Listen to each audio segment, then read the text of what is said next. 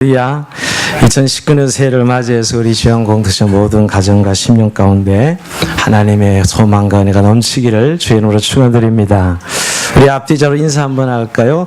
새해도 또 만났네요. 이렇게 한번 인사합시다. 예, 감사합니다. 우리가 2019년도 오늘 첫 주일 아침입니다. 올해도 하나님 앞에서 우리가 한 해라는 시간을 받았습니다. 국민학교 때 미술 시간에 새로운 도화지를 받아서 그림을 그리듯 그런 즐거움이 우리 마음속에 있습니다. 어떻게 보면 시간이라는 것은 매일 동일한 시간인데 하나님께서 년, 월, 주, 일이라는 눈금을 매기셔서 우리에게 이렇게 시간을 관리할 수 있는 청지기로 관리할 수 있도록 은혜를 주신다고 생각합니다. 우리가 오늘 첫 주일 출발한 아침인데 오늘 바울은 우리에게 이 본문을 통해서 신앙은 운동장에서 다른박질하는 경주에 비유하고 있습니다. 어떻게 보면 우리가 2018년도 경주를 끝내고 이제 2019년도 경주를 지금 맞이하고 있는 스타트 라인에 서 있습니다. 우리의 이 믿음의 경주는 한시도 멈출 수가 없습니다. 어떻게 보면 우리가 지금까지 2018년도 달려오고 또 이제 2019년도 이제 경주의 출발점에 서 있는데요. 우리의 경주가 점점 목표 지점에 가까워지고 있는 거 기억하시기 바랍니다. 예전에 고지가 여기인데 멈출 수 없다는 시처럼 이제 가까워지고 있는 것이지요. 그리고 어떻게 보면 좀 더 빨라지고 있습니다. 속도가. 이건 꼭 나이를 드신 분들의 이야기가 아니라 우리의 인생이 날이 갈수록 목표는 가까워지고 시간은 좀 더 빨리 오고 있는 것은 분명하지요. 자, 이런 우리의 경주자로서 또 한 해로 살아가는 우리들에게 주님은 어떻게 이 신앙의 경주를 잘할 수 있을까? 하나 준 시간들을 오늘 본문을 통해서 한 세 가지를 생각해 보려 합니다. 먼저 우리의 신앙의 경주를 잘하려면 올해 먼저 과거는 잊어버려야 됩니다. 한번 따라합시다. 과거는 잊어버리자. 경주를 잘하려면 먼저 과거를 청산해야 됩니다. 오늘 13절 우리 다 같이 이제 읽어볼까요? 시작. 형제들아, 나는 아직 내가 잡은 줄로 여기지 아니하고 오직 한 일, 즉 뒤에 있는 것을 잊어버리고 앞에 있는 것을 잡으려고. 아멘. 자, 뒤에 있는 것은 잊어버리고 그랬습니다. 우리가 신앙의 경주에서 다시 한번 출발점에서 생각해 볼 것은 먼저 과거를 잊어버려야 된다는 것입니다. 즉 과거를 청산해야 된다는 것이죠. 근데 여러분 이 말처럼 어려운 게 없습니다. 과거를 어떻게 잊을 수 있어요? 그렇죠? 내가 살아온 나의 삶의 전부인데 과거는 그 과거를 어떻게 잊을 수 있단 말입니까? 근데 여러분 과거를 잊어버리라는 말은 기억에서 지워버리라 이런 말은 물론 아닐 것입니다. 지워지지도 않고 되지도 않을 것입니다. 근데 왜 과거를 잊어버리라 라고 이야기하고 있을까요? 과거를 기억하지 않으려고 애쓰고 생각하지 않으려고 애쓰란 말이 물론 아닙니다. 이 말은 여기서 뒤에 있는 것은 잊어버린다는 것은 정확하게 좀 정의되면 과거에 의해서 영향을 받지 아니하고 지배받지 아니한다는 말입니다. 즉 과거가 내 삶의 부채가 되어서 내 삶에 부정적인 영향을 미치면 안 된다는 것이죠. 더 이상 과거가 문제가 되어서는 안 된다는 것이에요. 즉 과거로부터 어떤 사실이나 어떤 사건이 오늘의 내 삶에 부정적인 영향을 미쳐서는 안 된다는 것이죠. 근데 여러분 정말 과거의 문제를 제대로 정리하지 못하면 여전히 새해를 맞이했지만 내 삶은 과거에 머물러 있는, 과거의 기억 속에 머물러 있는 우리 자신들을 보게 됩니다. 여러분 꼭 개인의 마음에 있는 문제뿐만 아니라 우리가 국제 관계에 있어서 한일 관계를 생각하면 이 과거를 제대로 청산하지 못해서 계속 한일 관계는 미래로 나가지 못하고 있습니다. 과거의 식민지와 피식민지 지배의 관계를 제대로 청산하고 정리하고 왔다면 지금 한일 관계는 훨씬 더 긍정적이고 발전적인 관계를 가질 것입니다. 그러나 제대로 그 과거를 청산하지 못했기에 지금껏 그 문제를 끌고 오고 있는 것을 보게 됩니다. 개인적으로도 마찬가지입니다. 내 삶의 지난 시간의 상처와 아픔들을 반드시 잊어야 됩니다. 인간이 살아간다는 건 늘 관계한다는 말이고, 관계한다는 말은 상처를 받는다는 말입니다. 물론 또 상처를 준다는 말도 동일한 것이지요. 특히 우리는 상처를 누구에게서 받느냐? 사랑하는 사람에게서 받게 됩니다.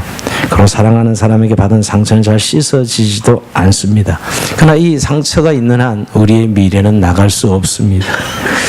어느 병원에 이렇게 글이 실려 있더라고요. 병원 현관에 이렇게 실려 있습니다. 개에 물린 사람은 반나절 만에 치료를 마치고 돌아갔다.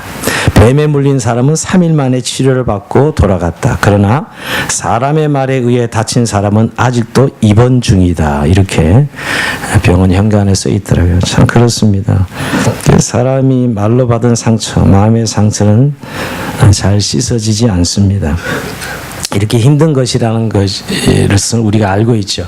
그러나 반드시 털고 가야 됩니다. 근데 여러분, 어떻게 과거의 상처를 털고 갈 수 있을까요? 성경은 우리에게 해답을 줍니다. 용서하라는 것이에요. 나에게 상처 준 사람을 용서하라고 말씀하고 있습니다.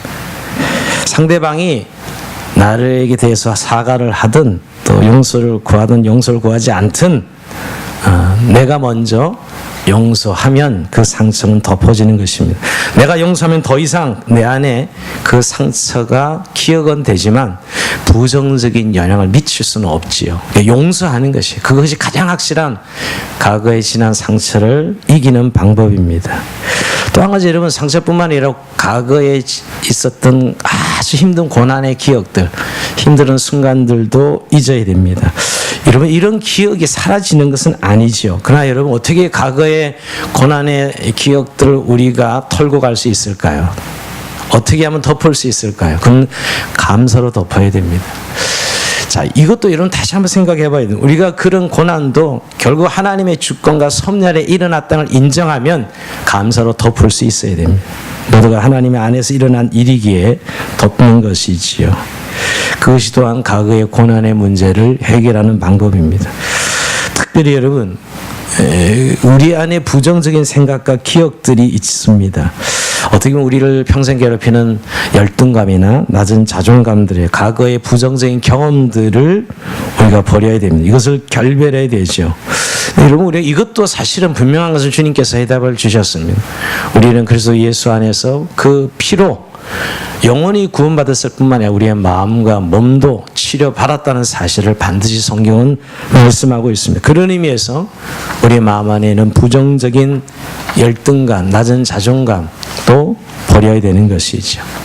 그럴 때만이 새해를 시작하고 새해가 되는 것입니다.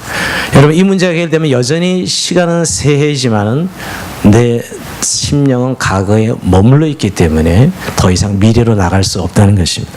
근데 여러분, 이렇게 아픈 상처, 과거의 부정적인 것들만 우리가 잊어야 되는가? 털고 가야 되는가? 아니요. 좋은 일도, 영광스러운 일도 잊어야 됩니다. 자, 물론 여러분, 이거는 좀 어떻게 보면 과거의 좋은 기억은 지금 현재 좋은 밑거름이 되는 게 사실입니다. 분명히 그런 부분이 있습니다. 그러나 여러분, 그 좋은 것을 기억하는 것도 좋아 보여도 항상 그 조건들이, 그 과거의 좋은 기억들이 현재의 불평과 불만의 원인 제공이 돼요. 왜? 자꾸 비교하니까. 과거엔 좋았는데 라는 생각 때문에 오늘의 삶을 내가 인정하지 못하고 불평하고 원망하게 되죠. 마치 이민자들이 이민을 와놓고는 맨날 자기 조국에 있었던 일을 생각하는 걸로 시간을 보내는 사람들, 여러분, 그거 참 어리석은 사람들이죠. 여러분, 그 내용이 구약의 이스라엘 백성들이 출애굽을 했습니다. 이제 노예 생활을 벗고 자유인이 되어서 이제 광야 생활을 할 때, 광야 생활은 너무너무 자유인이긴 했지만 힘들었습니다. 고난이 많고 어려움이 많았어요. 그럴 때마다 그들은 애굽에서 종살이 할 때 환경이 좋았던 것을 자꾸 연상하면서 옛날에 우리가 고기를 먹었는데 잘 살았는데를 계속 연상합니다. 결국 노예의 신분을 떠나지 못하고 있는 것이죠. 자유인이 되어서 이제 걸어가야 되는 현재를 인정하지 못하고 과거에 그래도 잘 먹고 잘 살았는데 아 옛날이요 하면서 결국 여전히 몸은 자유의 몸의 땅에 와 있지만 그들의 마음은 이미 과거 종살이하던 애굽에 가 있는 것을 보게 됩니다. 여전히 이들에게 미래가 열리지 않는 것이지요. 성경 그래서 여러분 옛날이 오늘보다 나은 것은 어찌미냐 하지 말라 그랬습니다. 전도서 7장 10절 우리 한번 읽어볼까요? 시작.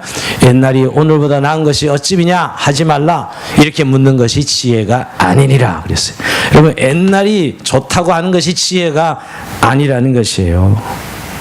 그런 사도 바울 같은 경우를 잘 생각해보세요. 사도 바울은 예수 믿기 전에 화려한 과거를 가지고 있습니다. 그는 가말리엘 문화에서 율법학자요 바리새인이요 여러분 정말 시민권 로마 시민기도 가지고 있었고 그는 세상 이력으로 너무너무 화려했던 과거의 영광성을 가지고 있습니다. 그러나 그는 예수를 믿고 나서 그는 그렇게 어떤 것도 과거의 자신의 모든 것도 다 그 유익했던 모든 것을 해로 여기고 해로 여길 정도가 배설물로 여기겠다고 고백합니다. 왜? 예수 그리스도 안에서 자신의 새로운 삶을 새로운 그리스도 안에서 나를 발견되게 하기 위해서 그 모든 과거의 영광스러운 것들을 다 배설물로 여기겠다 이렇게 고백했습니다. 예. 그럴 때 그는 더 이상 과거와 비교가 되지 않냐고 오늘이라는 현실과 미래를 향해 달려갈 수 있는 것입니다. 연륜이 깊어지면 깊어질수록 많은 사람들은 과거 속에 머물러 있고 과거에나 살아가는 사람들이 너무 많습니다. 여전히 어린 시절 어린아이, 성인 어린아이에서 벗어나지 못하는 삶을 살아가는 사람들 얼마나 많습니까? 결국 그 인생이 거기서 스탑하고 있는 것이죠.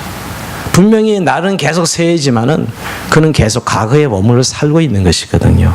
근데 여러분 영적으로 우리가 가장 아름다운 과거 청산은 바로 회개입니다. 주님께서 우리에게 과거를 즉시 청산할 수 있도록 주시는 유일한 방법이 있다면 회개죠. 회개를 통해서 항상 우리의 과거는 언제든지 정리될 수 있도록 말씀하셨습니다.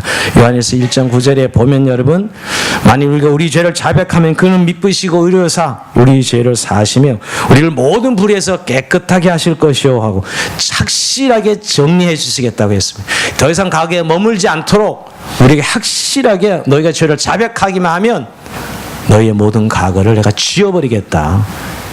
옛날에 군대 갔다 와서 영창 갔다 한 주간 갔다 온 것이 그 병목 일지에 기록된다 해서 그거 지우려고 애쓰던 어떤 한 사람을 기억하고 있습니다. 사회에 나가서 그 영창간 기록이 얼마나 그 사람 미래에 마이너스가 될지는 모르지만 그걸 꼭 지워야 되겠다고 그런 이야기를 들은 적이 있습니다. 그런데 여러분 오늘 우리는 이렇게 애써 지울 일이 아니고 우리가 우리 죄를 자백하기만 하면 과거의 모든 지은 죄, 어둠의 흔적들이 깨끗이 지워지겠다고 말씀합니다.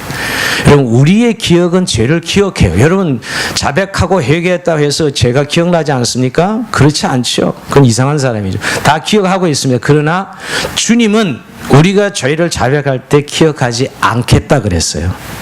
주님은 우리의 죄를 지워버리고 더 이상 기억하지 않겠다고 했습니다. 그러기에 여러분 우리가 세례 시간 이 첫 주일 아시면 아직도 내 마음의 과거에 머물러 있는 흔적들을 깨끗이 회개하고 돌이킴으로 정리하셔야 됩니다. 예수님께서는 제자들에게 그렇게 말씀했습니다. 손에 쟁기를 잡고 뒤를 돌아보는 자는 하나님 나라에 합당하지 아니하니라 그랬어요. 여전히 뒤에 있는 것들로 계속 과거에 경험했던 걸로 내 마음을 붙들고 있는 것들이 있다면 깨끗이 오늘 이 아침에 놓는 은혜가 있기를 주의 이름으로 축원드립니다.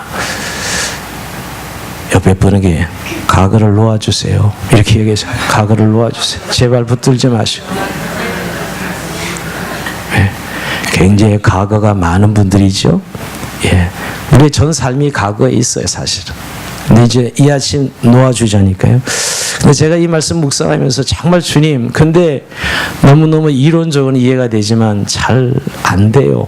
제가 그런 이렇게 마음에 하나님 앞에 이 말씀을 준비하는 시간에 그렇게 기도를 드리니까 어린 시절이 생각이 나요. 어린 시절에 막 누구한테 서름을 당하고 또 갈굼을 당하고 한 7살 때라고 기억이 되면 그래서 막 울면서 집에 돌아왔는데 엄마가 집에 계신 거예요. 그냥 막 울면서 나도 모르게 엄마 품에 꽉 안겨서 막 울었어요.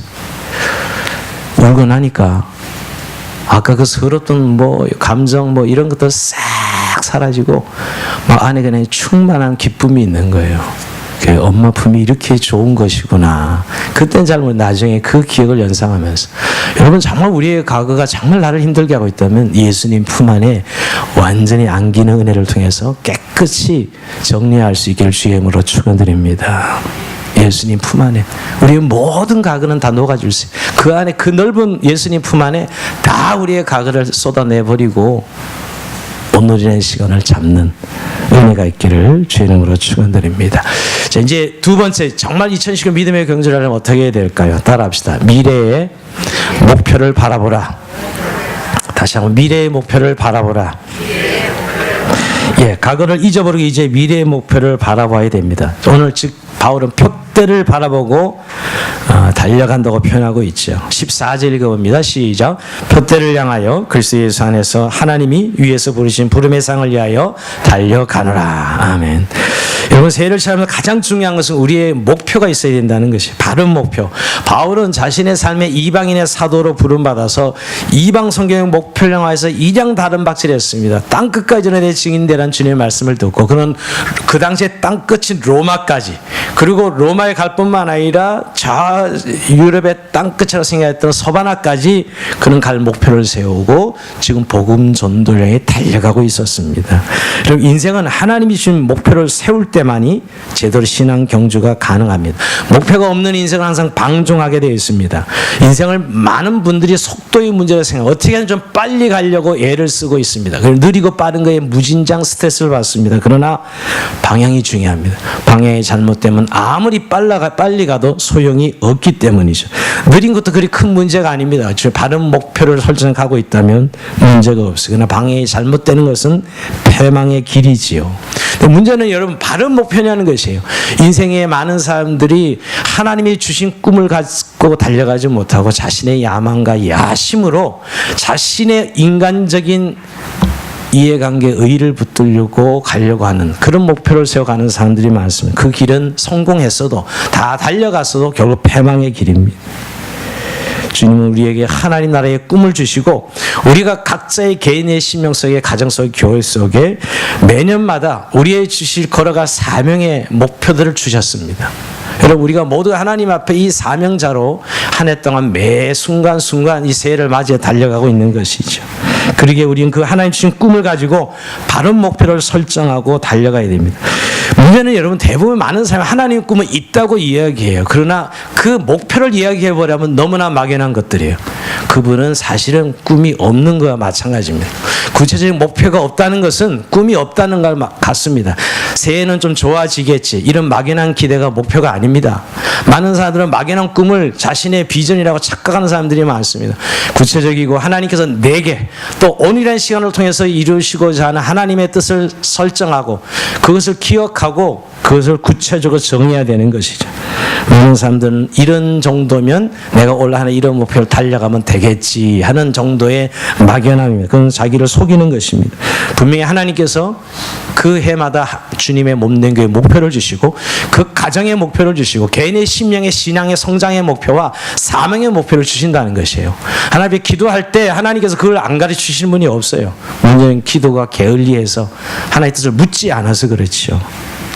그렇게 목표를 정해서 달려가야 우리가 한 해 동안에 하나님께 주신 이 신앙의 경주를 제대로 할 수 있습니다. 참 그래서 목표가 정해지는 것, 목표가 있는 삶과 없는 삶의 그 중요성이 얼마나 큰 것인가를 알아야 됩니다. 사진 하나 올려주실래요? 이 여인은 플로렌스 체드익이라는 여인입니다. 1950년 이 여인은 여성의 몸으로 남성도 이루지 못한 영국 도보 해협을 왕복에 도전해서 성공합니다. 최초 성공한 사람이죠. 졸지에 그 영국 해협을 왕복함으로 졸지 스타가 돼서 1952년 이 수영선수 체드익은 7월 4일 독립 기념일에 새로운 도전을 합니다. 캘리포니아 해변으로부터 35km 떨어진 카탈루냐 섬에서 해안까지 횡단하는 일이었습니다. 매스컴의 관심은 대단했어요. 그녀가 도전하는 날 하필 그날따라 안개가 더 꺾인 데다가 파도까지 높았습니다. 그러나 하지만 이미 영국 해협 왕복에 성공한 최대익은 또 다른 성공을 자신함이 한껏 부풀어 있었습니다. 그래서 출발해서 무려 16시간 동안 먹지도 마시지 않고 열심히 헤엄쳐갑니다. 그러나 아무리 헤엄쳐가도 목표가 보이지 않는 것이에요. 급기야 근육에 경련이 오고 힘도 빠지고 도전 의지도 약해지기 시작합니다. 결국 최대익은 모든 걸 포기한 채 배 위로 올라가겠다고 손짓했습니다.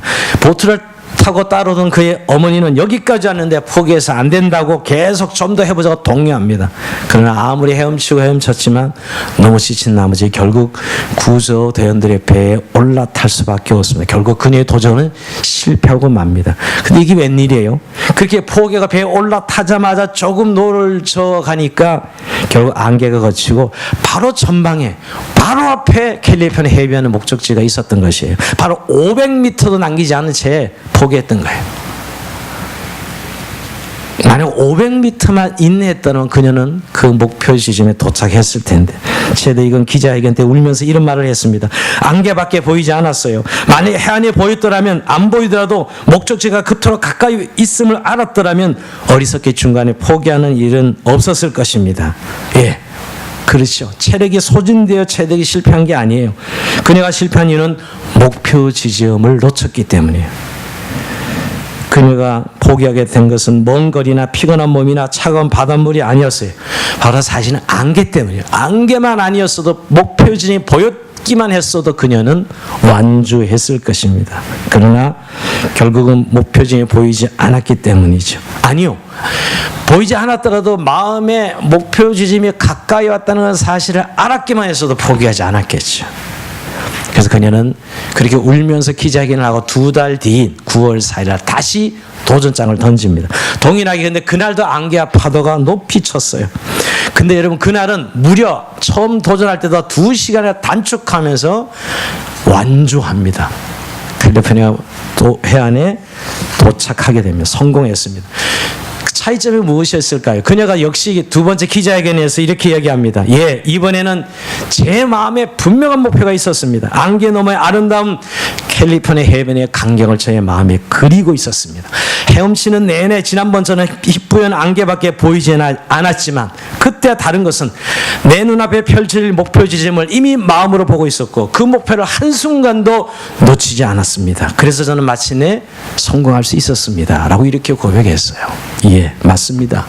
결국 목표 지점을 보는 것과 보지 않는 것의 차이가 경주의 성패를 나눕니다. 목표 지점이 보이는 사람은 결국 목표 지점과 달려갈 수가 있는 것이죠. 그냥 보이지 않는 사람은 쓰러져요. 근데 여러분 우리의 목표 지점이 문제는 보이지 않을 때요.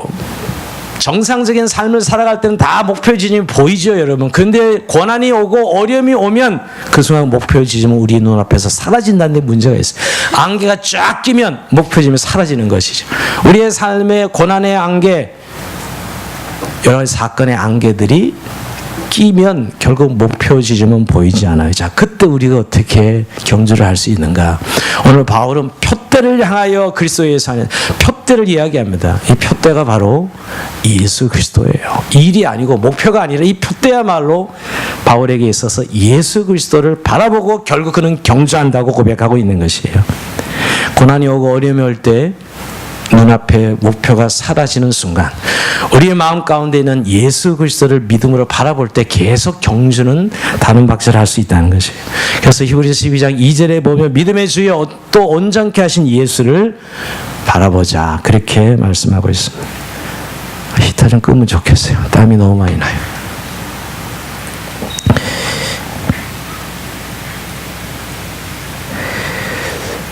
우리가 아무리 고난이 있고 장애가 있어도 한 발짝도 못 나가도 우리 안에 표대 되신 예수 그리스도를 믿음으로 바라볼 수 있다면 우리는 계속 경주를 해나갈 수 있다는 것이죠. 여러분 우리가 고난이 극심할 때 잊지 마십시오. 사실은 우리 눈엔 잠시 보이지 않지만 여전히 그 목표 지점이 있다는 거예요. 그리고 예수 그리스도께서 우리 마음에 계셔서 우리를 계속 응원하시고 도착하도록 인도하시는 분이 바로 예수 그리스도라는 거예요. 대부분 고난이 극심할 때가 바로 앞에 고지가 있을 때예요. 그러니까 여러분 오늘 우리가 그럴 때 더 목표가 보이지 않는다. 그래서 중도 포기할 것이 아니라 그때야말로 그리스도를 바라보며 달려가야 될 시간이라는 것이. 2019년 새해 경주를 하시는 여러분들 다시 한번 목표를 제대로 바라볼 때 진정한 목표는 바로 예수 그리스도의 승을 기억하고 표태진 예수 그리스도로 믿음으로 승리하는 여러분 되시길 주의 이름으로 축원드립니다. 마지막 세 번째, 이게 제일 중요합니다. 한번 따라해보세요. 현재를 잡으라. 현재를 잡아야 됩니다. 자, 우리 12절 잘 생각하면서 읽어봅시다. 시작. 내가 이미 얻었다 함도 아니요 온전히 이루었다 함도 아니라 오직 내가 그리스도 예수께 잡힌 바 된 것을 잡으려고 달려가노라. 아멘. 바울은 오늘 예수께 잡힌 바 된 그것을 잡고 달려간다. 오늘 바울의 현재가 뭔지 아셔야 돼요. 자, 목표는 표대이고 그의 주신 하나님의 사명이지만 지금 그리스도께 잡힌 바 된 그것을 잡고 달려간다 그랬어요. 여기서 바울이 예수님께 잡힌 게 뭐예요? 뭐가 잡힌 것이에요? 뭘 지금 바울이 잡고 있는 거예요? 한마디로 하면 그리스도의 구원이지요. 자신을 그리스도의 의로 생명과 구원을 주신 그 구원이에요. 그리스도를 믿음으로 구원 얻는 것, 그 구원을 꽉 붙들고 표대를 향해 달려가고 있다고 고백하고 있는 것이. 물론 넓게 말하면 그의 사명도 그가 그리스도께 잡힌 바 된 잡힘이죠, 여러분. 그러나 가장 근본적인 것은 그 오늘 로마에서 강조한 이신칭이 믿음으로 의롭다함을 받은 구원의 사건이에요. 그 구원을 꽉 붙들고 지금 표대를 달려가고 있다라고 고백하고 있는 것입니다. 이건 너무너무 중요합니다. 우리가 아무리 과거를 청산하고 미래를 바른 목표를 달려가다가 현재 지금 잡고 있는 것이 무엇이냐는가 너무너무 중요합니다. 바울은 구원의 놀라운 은총과 구원의 기쁨과 감격을 붙들고 지금 달려가고 있다고 고백하고 있는 것이에요. 근데 많은 사람들은 지금 내게 주신 하나님의 선물들, 내게 주신 지금 현재의 구원의 은총을 기여기지 아니하고 그것을 소홀히 여기고 그것을 성실하게 받들지 아니하고 그저 뭔가 미래에 내게 주실 것들만 바라고 달려간다는 것이죠. 쉽게 하면 구원은 본전이고 뭔가 하나님 내게 축복이 있지 않을까 하면서 그런 막연한 기대감으로 경주하는 경주자들이 있다는 것이에요. 지금 준 구원의 은총을 붙들지 못하면서 지금 내게 주시는 구원의 감격과 기쁨을 누리지 못하면서 그걸 놓고 있으면서 어떻게 경주를 계속 해나갈 수 있겠냐는 거예요. 이런 것입니다. 내게 지금 주님께서 주신 것들을 성실하게 감당하지 못하면서 미래에 뭔가 주어질 것만 기대한다면 그것은 경주에 올바른 경주를 할 수 없다는 것입니다. 지금 내게 주신 환경이 별 볼일 없고 어렵고 힘들어도 내게 주신 사람들이 별로 내게 큰 유익이 없다 하더라도 그게 지금 내게 허락된 하나님의 선물이에요. 현재 내게 주신 것들 그것을 꽉 붙들고 그것을 소중히 여기고 그걸 성실로 감당하면서 경주를 해나가야 된다는 것이에요.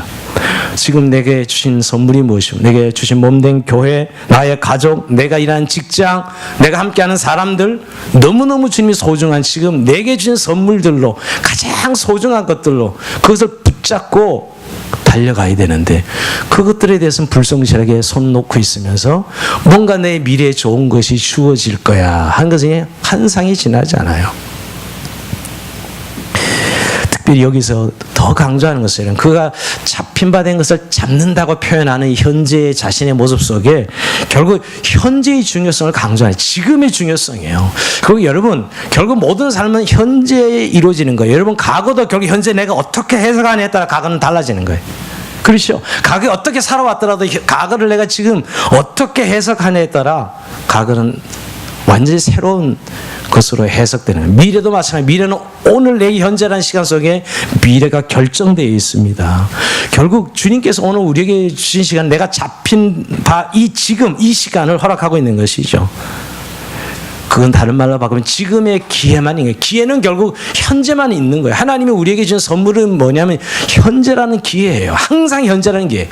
우리가 여러분 지금 2018년부터 2019년 새해 시간을 맞이했어요. 동일한 매일의 날이지만은 분명한 것은 새로운 기회를 주신 거예요. 새로운 기회.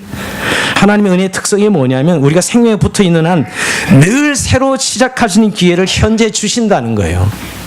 그래서 해가 바뀐 것이죠, 여러분. 지난 시간이 아니라는 거예요.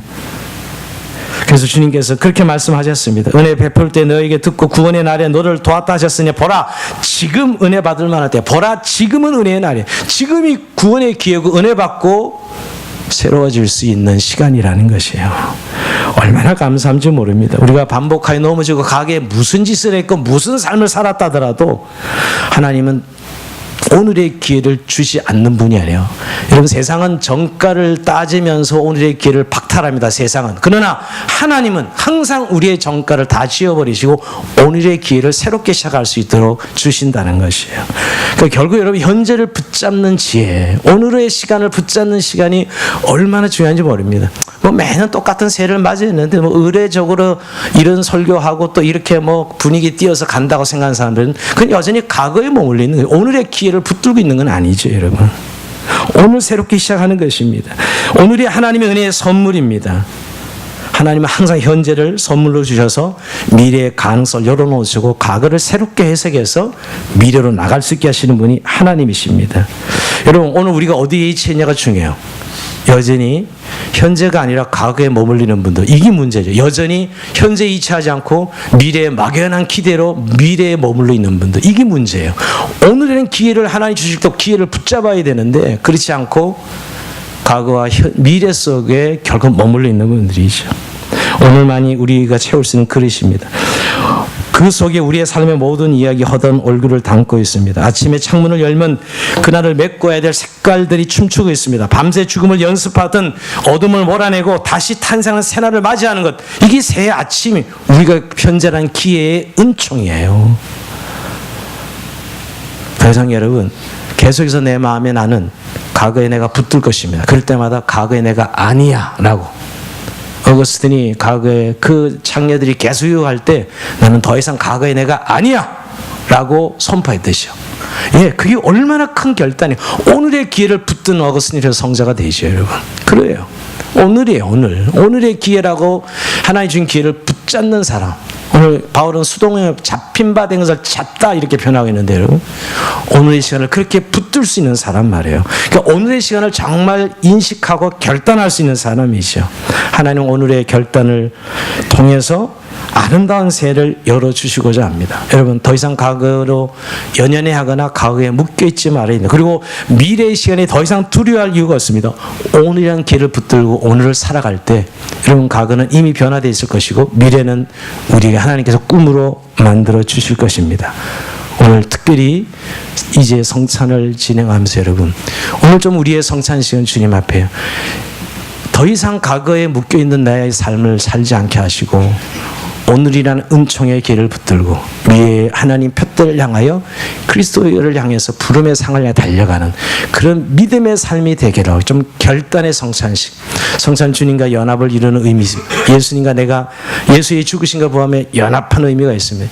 이게 온전한 연합을 이뤄서 온전히 2019년도가 정말 바울의 고백 표대를 향하여 달려가느라 부르신 부름의 상을 향해 달려가는 그런 복된 하나 되기를 주의 이름으로 축원드립니다. 자,